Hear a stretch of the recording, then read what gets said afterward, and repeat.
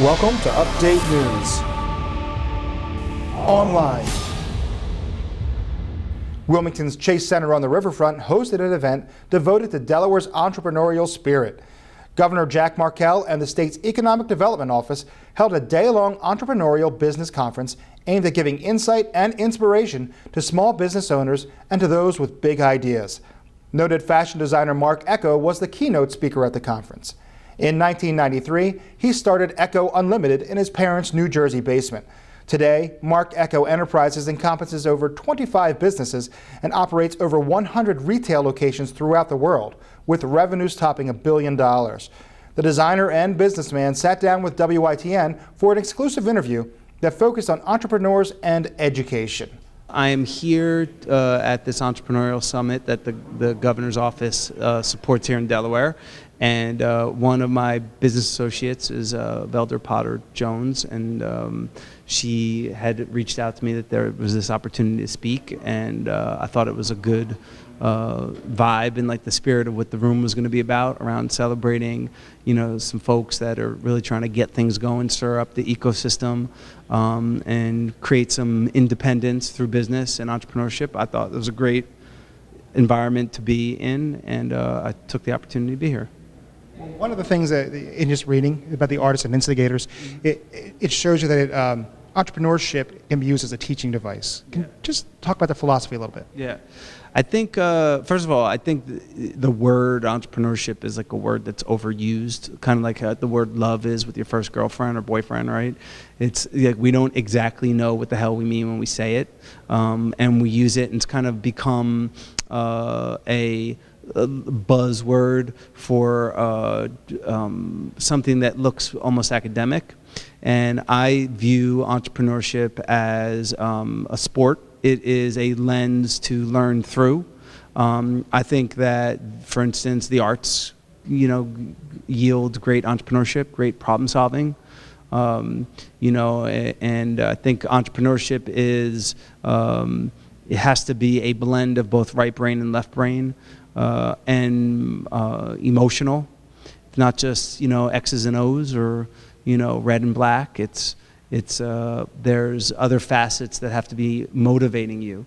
And for me, when I view how Western culture has kind of taught and communicated entrepreneurship, there's a bunch of fallacies that we celebrate. You know, if it's the notion that you become an entrepreneur by getting a degree.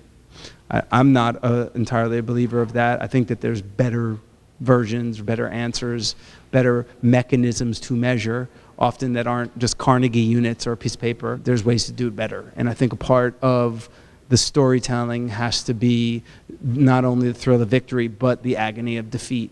And that if at the end you realize that your day is made up of W's and L's, and hopefully you just netted out more W's than L's. But it's a bunch of little losses, a bunch of little wins. Where are you at with your record? Like, hopefully at the end of the day you got more W's. And that's what good entrepreneurship's about. And like in trying to, we're trying to express a new paradigm and create a platform that's gonna hopefully, you know, talk about this stuff without having to say many words at all. That's the goal. So is it safe to say that an entrepreneur or entrepreneurship is more than just about business and knowledge? It's more about experience? I think I think we're all inherently entrepreneurs. I mean, if me and you got thrown out onto some deserted island and we had no food, the industrious nature and our capacity to problem solve, our entrepreneurial spirit would reveal itself. I think if you hunt, if you gather, both, you know, not literally but figuratively, you're an entrepreneur. I think we've separated that. We've tried to create a distinction between, we've romanticized it to say that like an entrepreneur is a guy who wears a suit and a tie, or a woman who wears like a suit dress. I don't believe that that's necessarily the case. I think it's a mechanism to problem solve through. It is the pursuit of independence. It is the pursuit of self-sufficiency, sustainability. It is the pursuit of your passion.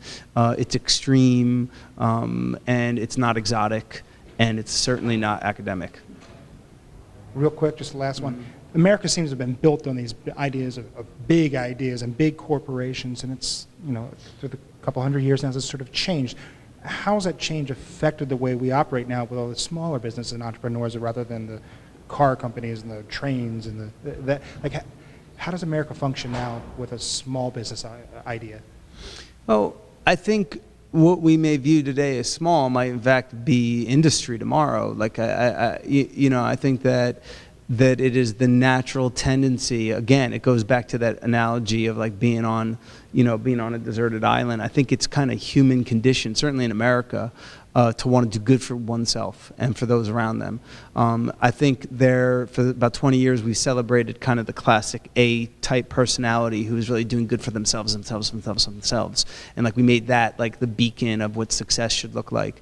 I think today, culturally, we're at a time where people are trying to think about the cause and effect, like the CO2 emission of their work. Right, not literally the carbon dioxide emission, but like what's the byproduct that they're making besides money, right? Because for everything that you make, there's something that you waste, right? It's just like eating, right? I eat something, I make waste, not to get gross, but then hopefully that gives me energy to produce something. But that waste need not be waste. That waste could be someone else's currency, right? Like in human condition, not to get too philosophical, but like nitrate goes back into the earth from our waste, and it fertilizes the earth. It breaks up the biology in the earth. So you have to be thinking about both your intended consequences and your intended consequences. So like what you meant to do and the parts that you didn't mean to do that are going to maybe happen. Because everything has like an equal and opposite effect. So if you design that today in business, you could create sustainability.